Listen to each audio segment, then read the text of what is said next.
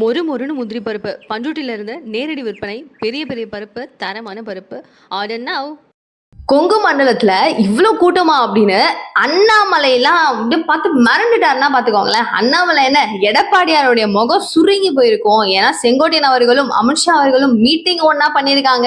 அங்க என்ன நடந்திருக்குமோ ஏது நடந்திருக்குமோ, இவர் என்ன போட்டு கொடுத்திருப்பாரோ இல்ல அவங்க என்னதான் பேசியிருப்பாங்களோ, இவங்க ஏன் நம்மளுடைய கட்சிக்குள்ள நுழையறாங்கன்னு பல கோபங்கள் இருக்கும். அவர் எப்படி ஃபேஸ் பண்ண போறாரு, கொங்கு மண்டலத்துக்குள்ள வர போறாரு, ஒரு பிரச்சாரம் பண்ண போறாரு, கூட்டம் வருமா வராதா, செங்கோட்டையன் சப்போர்ட்டர்ஸ் பார்த்தா இந்த ஏரியால அதிகமாச்சு ஐயோ அப்படின்னு செம்ம டிபேட், பயங்கரமான ஒரு ஒரு எதிர்பார்ப்புன்னு கூட வச்சுக்கலாமே.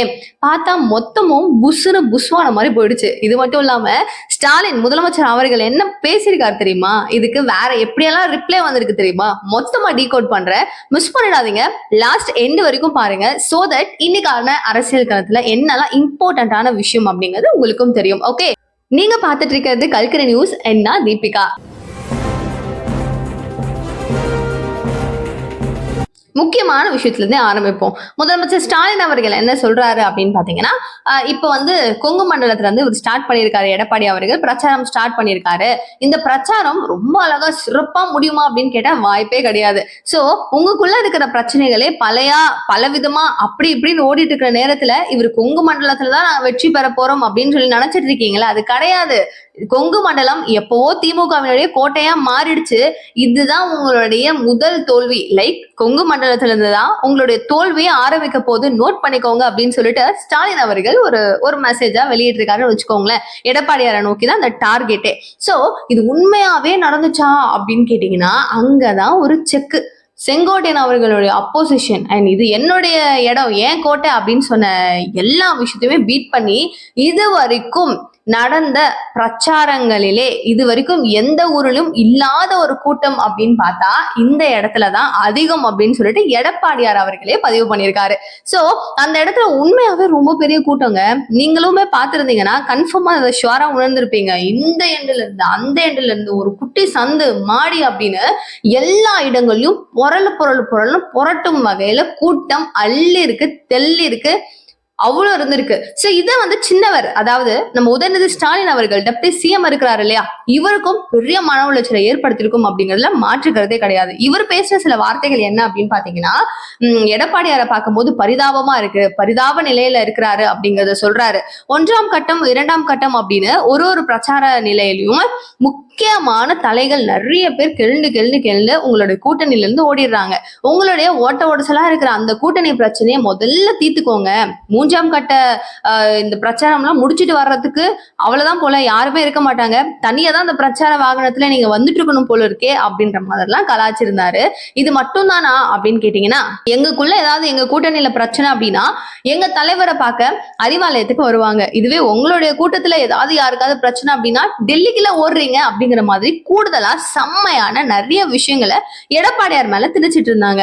இது எல்லாத்துக்கும் இப்போ ரீசெண்டா வந்து இவரு கூட ரிப்ளை பண்ணியிருந்தாருல்ல, உங்களுக்கு வந்து நான் இப்படி கை நீட்டுறேன், கை ஆடுமான்னு பாப்போமா, யாருக்கு ஆடும் அப்படிங்கறத பாப்போம், நான் சொல்ல விரும்பல, நான் பேசினா அசிங்கமாயிடும் உதயநிதி அவர்களே அப்படின்லாம் சொல்லியிருந்தாரு. பிகாஸ் அந்த ஆம்புலன்ஸ் விஷயத்தையும் பத்திலாம். சோ இந்த மாதிரி நிறைய சண்டை சச்சரவு அப்படிங்கிறது அதிகமா போயிட்டு இருக்கு.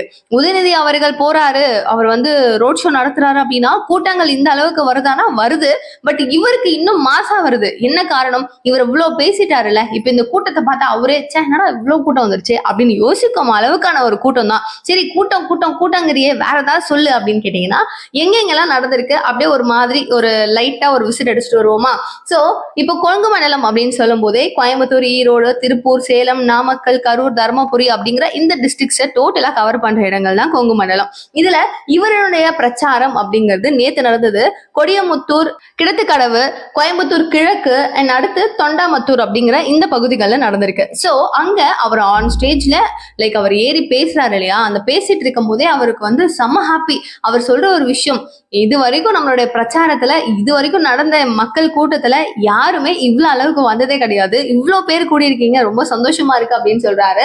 அந்த அளவுக்கு மக்களினுடைய கூட்டம் அலை மோதி அங்க அப்படியே அடிச்சு பிடிச்சிட்டு தான் நின்னாங்கன்னு சொல்லணும். சோ இந்த அளவுக்கு எடப்பாடியோட ஃபேஸ் வந்து பிரதிபலிப்பா இருக்கு அப்படின்னா செங்கோட்டையன் அவர்களுடைய தாக்கம் அங்க பெருசா இல்லையோ அப்படிங்கிற கேள்வியும் இருக்கு. யோசிச்சு பாருங்க, உட்கட்சி மோதல் எங்களுக்குள்ள என்ன வேணா இருக்கும், நீங்க வந்து அதுல தலையிடவே கூடாது அப்படிங்கறத எடப்பாடி அவர்கள் தெள்ள தெளிவா அமித்ஷா அவர்களுக்கு சொல்லியிருக்கிறாராம். ஆனா அமித்ஷா இதையும் மீறி செங்கோட்டையனை நீ வா பார்க்கலாம் அப்படின்னு எப்படி பார்த்திருக்கலாம், அவர் எப்படி பார்க்கலாம் அப்படின்னு நமக்கே ஒரு பக்கம் அவர் என்ன பேசியிருப்பாங்க அப்படின்னு தோணும் போது ஆன் ஸ்டேட்ல கெடுவெல்லாம் வச்சுக்கிட்டு 10 நாள் கெடுவெல்லாம் வச்சுட்டு இருக்கிற எடப்பாடியாருக்கு ஒரு மாதிரி இருந்திருக்காதா? எந்த மாதிரி? ஒரு மாதிரி அப்படியே ஒரு மாதிரி டென்ஷனா வயிறெல்லாம் அப்படியே ஒரு மாதிரி பண்ற மாதிரி அப்பெல்லாம் இருந்திருக்காதா அப்படின்னா கன்ஃபார்மா இருந்திருக்கும். அதையும் தாண்டி அவர் வந்து இவ்வளவு அளவுக்கு ஹாப்பியா சிரிச்ச முகத்தோட கூட்டணியை குறிச்சுக்கோங்க, கூட்டணி பாஜகவை விட்டே கொடுக்காம ஆன் ஸ்டேஜ்ல இந்த கூட்டணியை பார்த்து திமுக மிரண்டுடுச்சு அரண்டுடுச்சு அப்படின்னு சொல்லி சந்தோஷமா குரல் கொடுக்கிறாரு அப்படின்னா செங்கோட்டையன் அவர்களுடைய விஷயம் அங்க ஒரு பெரிய மேட்டரா போல. சோ இதே விஷயத்தை பாத்தீங்க அப்படின்னா முக்கியமான பத்திரிகை நபரான கோலாகல ஸ்ரீனிவாசன் அவர்கள் சொல்ற விஷயம் என்ன அப்படின்னு பாத்தீங்கன்னா, நிர்மலா சீதாராமன் அவர்களையும் அமித்ஷா அவர்களையும் போயிட்டு இவர் செங்கோட்டையன் அவர்கள் மீட் பண்ணிருக்காருல்ல, இது வந்து தற்செயலா நடந்த ஒரு விஷயம் தான். சோ நாடாளுமன்றத்துல இருக்கிற முக்கியமான ஆட்கள் எல்லாரையும் கூப்பிட்டு ஒரு பெரிய மீட்டிங் நடந்துட்டு இருந்தது. பிகாஸ் அந்த எலெக்ஷன் ஒண்ணு நடந்தது இல்லையா, துணை குடியரசுத் தலைவர் யாரு அப்படிங்கிற தேர்தல் ஒண்ணு நடந்துச்சு இல்லையா, அதுல எப்படியெல்லாம் கண்டக்ட் பண்ணணும், யாரெல்லாம் எப்படியெல்லாம் இருக்கணும் அப்படிங்கிற மாதிரி ஒரு மீட்டிங் ஒன்று கண்டக்ட் பண்ணப்பட்டு இருந்தது. அந்த மீட்டிங் அப்போ கரெக்டா இவங்க முக்கியமான நபர்கள் இருக்கிற சமயத்துல செங்கோட்டையன் அவர்களும் வந்திருக்காரு. சோ இவர் வந்திருக்காரு, மீட் பண்றீங்களான்னு கேட்கும் போது ஓகே வர சொல்லுங்க அப்படின்னு சொல்லி உள்ள கூப்பிட்டு பேசின மாதிரி தான் அந்த மீட்டிங்கோட செட்டப்பே. அதை தாண்டி அமித்ஷா அவர்கள் வந்து அப்ரூவ் கொடுத்து நீங்க வாங்கன்னு சொல்ல மாதிரியும், அதாவது நிர்மலா சீதாராமன் அவர்கள் வாங்கன்னு சொன்ன மாதிரியும்லாம் இந்த சீனே கிடையாது அப்படிங்கறத இவர் சொல்லியிருக்காரு. சோ இந்த பத்திரிகையாளர் வந்து ஓரளவுக்கு ட்ரஸ்டபிளான ஒரு நபர் தான். இவர் சொல்றாரு அப்படின்னா கொஞ்சம் அக்செப்ட் பண்ற மாதிரியும் இருக்கும். சோ இப்போ எல்லாருக்கும் ஒரு கிளாரிட்டி வந்துருச்சு. இது கூட வந்து மேபி எடப்பாடியாருக்கு வந்து கொஞ்சம் ஒரு மன நிம்மதியா இருந்திருக்கலாமோ அப்படின்னு தோணுது, பட் நாட் ஷியோர். ஆனா செங்கோட்டையன் அவர்களை சும்மா கூப்பிட்டு ஓகே வாங்க பேசுவோம் அப்படின்னு சொல்லி பேசினதுதான் அந்த ஒரு டாபிக். அது பெரிய அளவில் எடுத்துட்டு போறதுக்கு ஒண்ணும் கிடையாது அப்படிங்கறது தெளிவுபட புரிஞ்சு போச்சு. அடுத்த கட்டமா எடப்பாடியார் இது எல்லாத்தையுமே மனசுல வச்சுக்கிட்டு தான் யாரு எப்படி போனாலும் பரவாயில்ல, என்ன நடந்தாலும் பரவாயில்ல, நம்ம அதிமுக ஒன்றிணைந்த அதிமுகவா எப்பவுமே நமக்காக நிப்போம், நம்ம களத்துல நம்மளுக்காக இருப்போம் அப்படிங்கறத ப்ரூவ் பண்ற வேண்டிய ஒரு சிச்சுவேஷன்ல இருக்கும். அந்த சிச்சுவேஷன்ல மக்கள் ஆதரவா அவருக்காக நின்னாங்க. சோ பொதுச் செயலாளர் அப்படிங்கிற ஒரு பதவி உங்களுக்கு எதுக்கு, முதல்வர் வேட்பாளர்னா நீங்களா அப்படிங்கிற மாதிரி செங்கோட்டையன் அவர்கள் கேட்கிறாரு பாத்தீங்களா கொஸ்டின். சோ இவங்க தான் நடுவுல பூந்து கொலாப்ஸ் பண்றதே. சோ இதுல நீ என்ன ஆதரவு இவங்களுக்கா அவங்களுக்கா அப்படின்னு கேட்கறத விட்டுட்டு இந்த 3 பேர் டிடிவி அவர்கள், ஓபிஎஸ் அவர்கள், சசிகலா அவர்கள், இவங்க 3 பேரும் இவர் தான் வந்து முதல்வர் வேட்பாளர் அப்படிங்கறத அக்செப்ட் பண்ணிட்டு உள்ள வருவாங்களான்ற ஒரு செக் வச்சா காலை கூட இப்படி எடுத்து வைக்க மாட்டாங்க. ஆனா இவர் வந்து ஒரு 4 வருஷம் இருந்துட்டாரு, மக்களுக்கு வந்து ஓரளவுக்கு இவர் தான் முதல்வர் வேட்பாளர் அப்படிங்கிற ஒரு முகம் பதிஞ்சிருச்சு.